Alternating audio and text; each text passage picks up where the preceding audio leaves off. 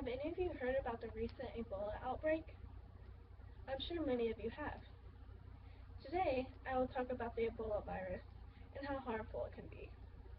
I will talk about the outbreak, the symptoms, and various information about the virus.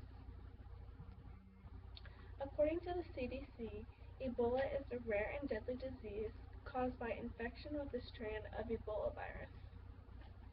The 2014 Ebola epidemic is said by the CDC to be the largest outbreak in history. Ebola is affecting countries near West Africa.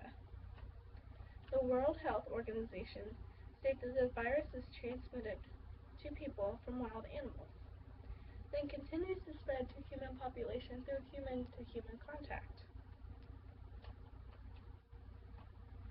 The average case has a 50% fatality rate. Ebola can be spread through broken skin or mucous membranes.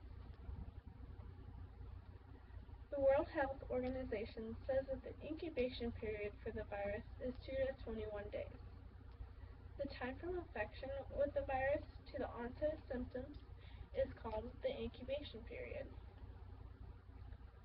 People are not contagious until they've had symptoms of the virus. Medline Plus states symptoms develop 8 to 10 days after the infection. Symptoms include fever over 101.5 degrees Fahrenheit, severe headache, sore throat, chills, rash, red eyes, diarrhea, and vomiting. Medline Plus also states later symptoms of Ebola. These include bleeding through the mouth or rectum, bleeding from the eyes, ears, and nose. The last symptom of Ebola is organ failure, which can often lead to death. This picture I have for you states some symptoms of Ebola that I just listed. These are the early symptoms: fever, chills, headache, sore throat, rash, red eyes, diarrhea, vomiting.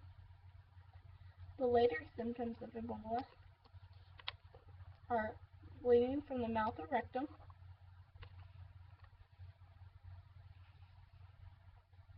bleeding from the eyes, bleeding from the ears, or bleeding through the nose.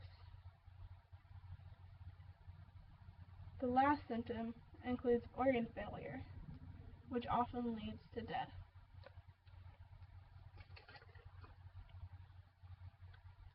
And here's the picture.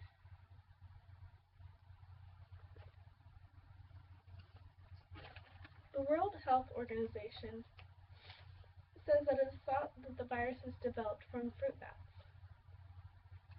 Fruit bats are described to have pointy ears, a long nose, and big eyes.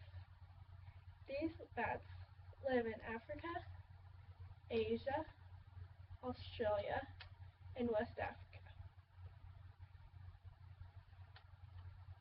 Why are these fruit bats so well at carrying this disease, you ask? I ask myself the same question.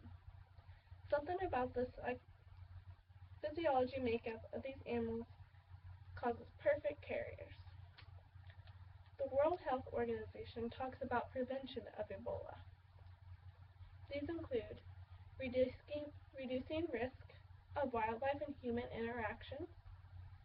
If you should interact with the wildlife, you should definitely use gloves. After messing with the wildlife, be sure to wash your hands. Make sure all meat is cooked to the proper temperature. Reduce contact with those who may have signs of Ebola. Also, basic hygiene and sanitary measures, like washing hands, covering your mouth when coughing or sneezing. Now, hopefully with these safety precautions, the symptoms, and other information I've given you about Ebola, you have a better understanding about the virus. Thank you for listening and have a wonderful day.